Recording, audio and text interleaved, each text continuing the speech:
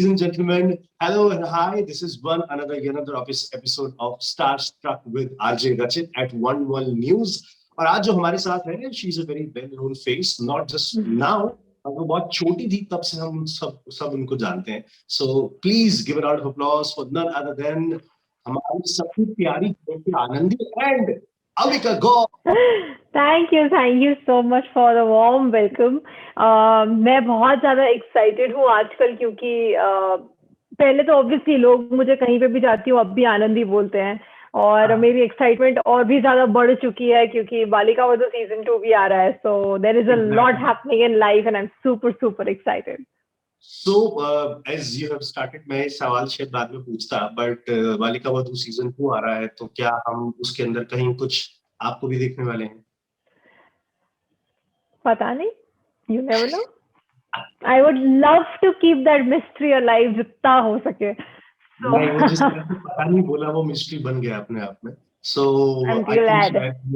मुझे तो कुछ positive लग रहा है. Let's hope for positivity. Yes. So Avika, to start with, I mean, I would want to know कि how acting happened to you. I mean, आप क्योंकि आप उस वक्त छोटे थे तो क्या आपके parents चाहते थे ऐसा या फिर it just happened coincidentally? हमारी फैमिली में तो कोई भी एक्टर नहीं है, सो जो भी हुआ वो कोइंसिडेंस ही था. मॉल में कोई मुझे डांस करते हुए देख रहा था. I used to perform, I was a dancer और मैं आई थिंक 7 साल की थी और तब किसी ने मुझे स्पॉट किया और मेरे पेरेंट्स को बस यूं ही पूछा कि व्हाई डोंट यू ट्राई कि ये एक्टिंग करे. And my parents were like ठीक है अगर कुछ होगा तो बताना. And the next day itself, हमें एक फोटोशूट के लिए कॉल आया and then that's how it all started. और जर्नी बहुत ही अमेजिंग रही है क्योंकि हम में से किसी ने एक्सपेक्ट नहीं किया था ये सब. किसी ने एक्सपेक्ट नहीं किया था कि बालिका वधू जैसा एक शो आएगा जिसमें बच्चे मेन लीड होंगे और उसके बाद इतना वो शो सबको पसंद आएगा कि लोगों को इतने साल 14 साल बाद भी याद रहेगा. So I don't think कि किसी ने एक्सपेक्ट किया था and I'm glad I was that lucky person जिसे चुना गया था इस शो के लिए. It's been quite a journey. शुरू से लेके अभी तक हमने कभी कुछ ज्यादा सोचा ही नहीं, एक्सपेक्ट ही नहीं किया था. जो भी हुआ है it's always been a surprise for me and my family.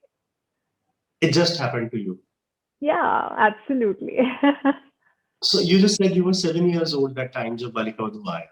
So as a child it's very difficult. पहली बात तो काम करना 7 साल के बच्चे के लिए, then you have to manage with your studies. So how difficult that phase for you? It wasn't very difficult. मतलब I had a lot of friends जो स्कूल जाते थे और स्कूल के बाद स्विमिंग करने जाते थे या क्रिकेट खेलने जाते थे. बिल्कुल वैसे ही मैं शूटिंग करने चली जाती थी. So it's always been a very smooth journey for me क्योंकि मेरे जो मेकर्स थे वो भी बहुत ही सपोर्टिव थे. उन्होंने they made sure कि जब मेरी एग्जाम्स हो या कुछ हो जहाँ पे मुझे फोकस ज्यादा करना है पढ़ाई पर वो मुझे छुट्टी दे देते थे. So they made sure ऐसी छोटी छोटी चीजें they take care of. और या बाकी तो मेरे पेरेंट्स की तरफ से एक रूल था कि कुछ भी हो जाए पढ़ाई तो नहीं स्पॉइल होनी है, करनी तो पड़ेगी ही.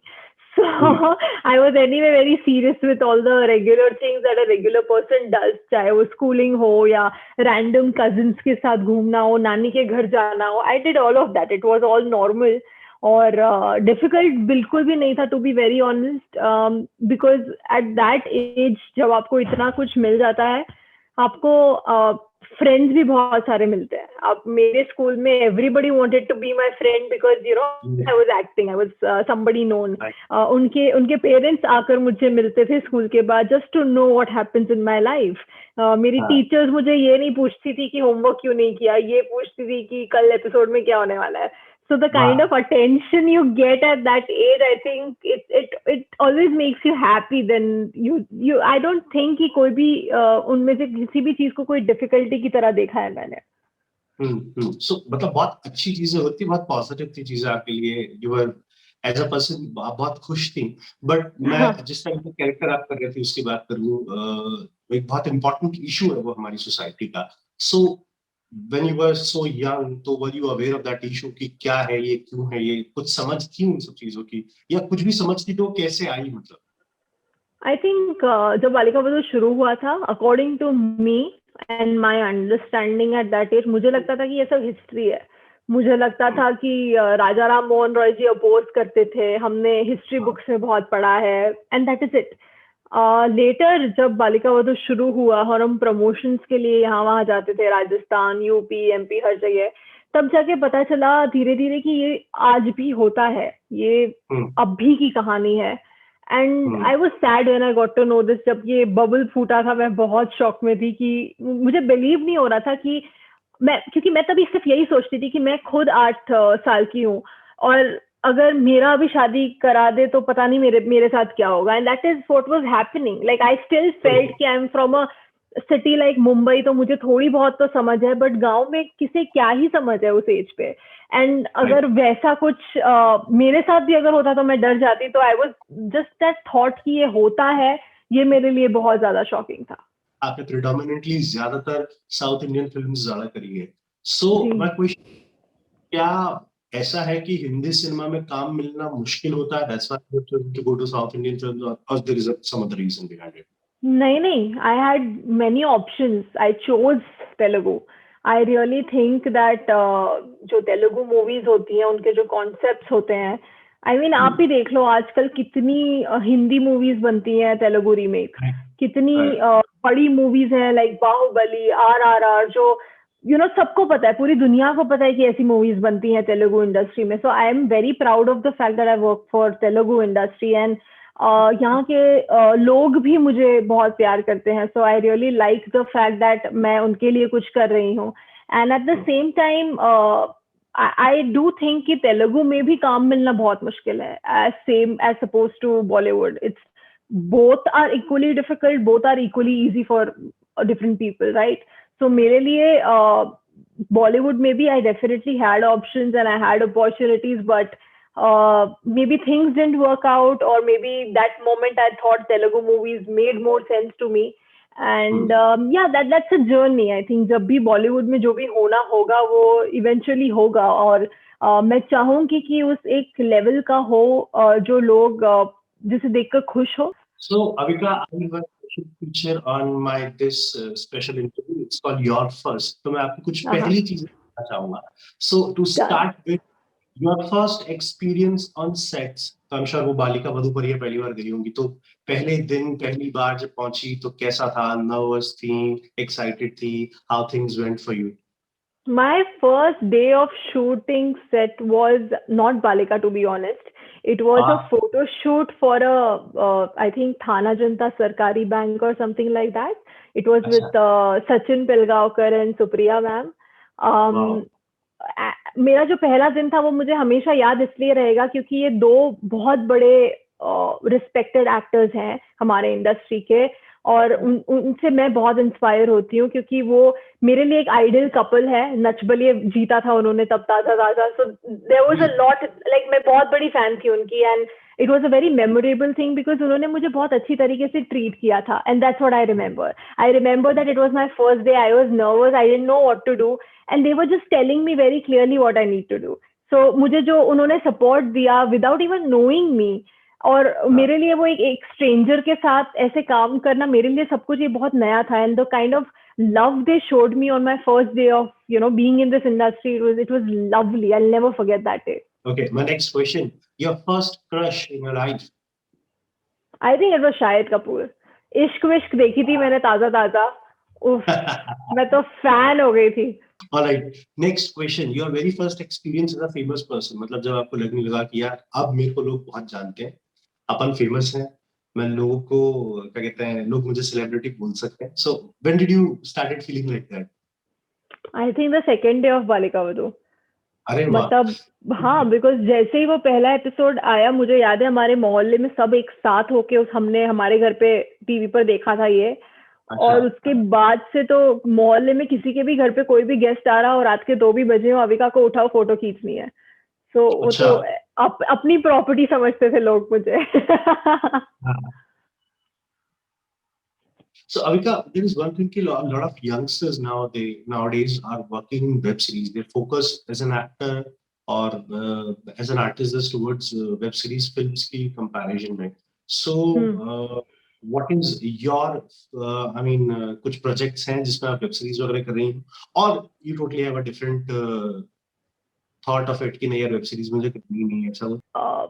Obviously there are two kinds of content. One is very cringy on web, and then there is sensible content like Sacred Games, Family Man. हमने सबने ये चीजें देखी हैं, and we are very Right. proud कि ऐसे shows भी India में बनना शुरू हो चुके हैं. So my heart goes out to everybody who is trying to create something like this.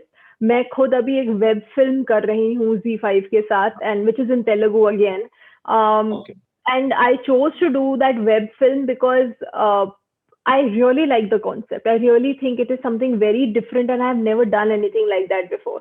तो मेरे लिए तो है ही बहुत अलग, लेकिन लोग अगर वो देखेंगे तो उन्हें भी समझ आएगा कि ये एक बहुत इंटरेस्टिंग कॉन्सेप्ट है. सो आई रियली बिलीव कि अगर कोई ऐसा कॉन्सेप्ट आता है, चाहे वो फिर थिएटर हो या फिर टीवी पे हो या फिर आप OTT पे देखो, द मुद्दा is watching good content. And our audience is very smart nowadays. अगर अच्छा कंटेंट नहीं होता, कोई भी बड़ा स्टार क्यों ना हो, मूवी फ्लॉप हो सकती है. So it really doesn't matter anymore. So मेरे हिसाब से OTT is a very good platform for new people because they get opportunities. And for me personally, I have been approached for a lot of web series and web shows and all of that. किसी के concepts या characters शायद मुझे लगा कि मुझे इतने suit नहीं कर रहे, इसलिए मैंने I did not take them up. But otherwise, I would definitely look forward to working on some of the web series. I think it's a very good opportunity for an actor also, क्योंकि अगर आप TV show करते हो तो आपको एक ही character सालों सालों चलता है और आप सेम चीजें करते हो. अगर आप वेब सीरीज करते हो, इट इज लिमिटेड एपिसोड्स. कुछ एपिसोड्स बाद मे बी सीजन 2 आ जाए, तब आपको कुछ कैरेक्टर बदल जाए. So you get that variation for an actor. So it's a good opportunity. I might end up doing it, but for now no. अच्छा, बालिका वधू की बार बार हम लोग बात कर रहे हैं, और as you in the very starting set के लोग अभी भी मुझे आनंदी के नाम से ही जानते हैं. But that was not the one popular show you did. आपने ससुराल सिमर का भी किया, which was equally popular I guess उस टाइम पर. हाँ, उसमें भी कैरेक्टर जो है बहुत अलग था. तो लोग उस कैरेक्टर से क्यों नहीं याद करते हैं? करते हैं. मुझे हर कोई उससे, आई रिमेम्बर अभी मैं आई थिंक कुछ सालों पहले I was in Singapore, and वहाँ पे there was this I think African lady who came up to me and she just started doing this. And उन्हें सिर्फ ये सिग्नेचर याद था जो रोली और सिद्धांत करते थे.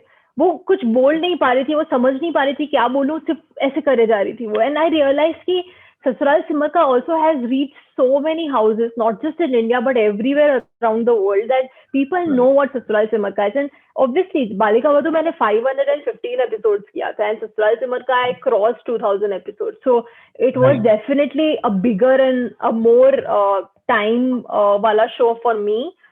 So लोगों को वो भी definitely याद है. और बालिका वधू बिकॉज वो पहला था, बिकॉज वो पहला इमेज जो फर्स्ट इंप्रेशन होती है वो हमेशा याद रह जाती है. एंड दैट इज व्हाट बालिका did for me.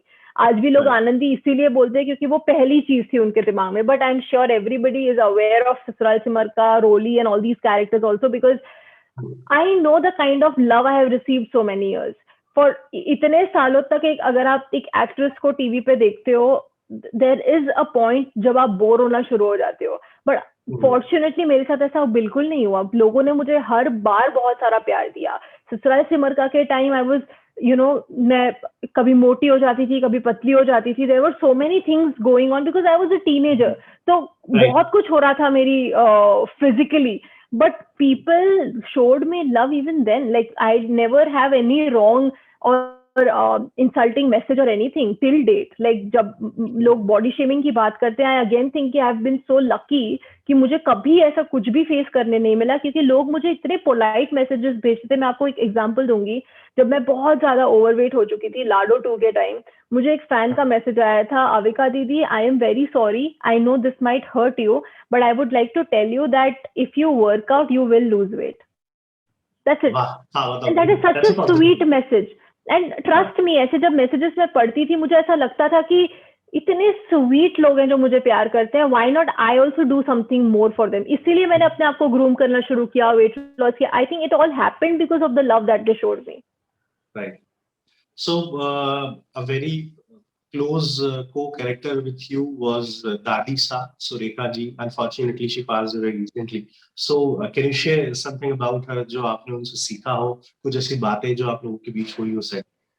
I think she is like always going to be remembered. वो एक ऐसी एक्ट्रेस है जो हमारी टीवी ही नहीं बल्कि फिल्म इंडस्ट्री में भी एक उन्होंने अपना एक एक मार्क बना दिया था एंड वो हम में से कोई कभी नहीं भूलने वाला. अगर एक्टिंग की बात आती है तो सुरेखा सीकरी मैम का नाम आता ही है. And I was blessed that मुझे ये चांस मिला, मुझे ये मौका मिला अपनी लाइफ में कि मैं उनके साथ एक शो पर काम कर सकूं और वो भी इतने टाइम तक इतना कुछ सीख पाई मैं. मुझे कभी उन्होंने ये फील नहीं कराया कि मैं नहीं हूं और मुझे नहीं आता है चीजें. She made me feel so comfortable every day. जब कोई ऐसा सीन होता था जिसमें वो मुझे डांटती थी, अगले दिन वो मेरे लिए चॉकलेट्स लाती थी क्योंकि उन्हें गिल्टी फील होता था. She was such a sweet person at heart and the kind of support she gave me. मुझे अगर मैं आपको एग्जांपल दूं, कभी भी हम किसी भी सेट पे जाते हैं, हमें लगता है कि कोई सीनियर एक्टर है तो उनके हिसाब से हमें काम करना होगा, उनके जो सीन जैसे वो सोचेंगी उस हिसाब से हमें करना होगा. यहाँ पे उन्होंने मुझे छूट दे रखी थी. वो बस बोलती थी कि बेटा आपको जो ठीक लगे आप करो, अगर उसमें कुछ आगे ऊपर नीचे करना है मैं आपको बाद में बताऊंगी, पहले आप करो, मुझे देखना है आप क्या करते हो. आई थिंक उतनी लिबर्टी एक न्यू कमर को देना और उतना हम्बल होना एट द सेम टाइम, ये मैं उनसे सीखी हूँ. And I will always remember her and I am sure she is right here blessing us. All right, Amita, before we say goodbye, just want to know what are your upcoming projects, कहाँ पर आपको हम लोग देखने वाले हैं? तेलुगु, अगर आप सबटाइटल्स के साथ देख पाओ.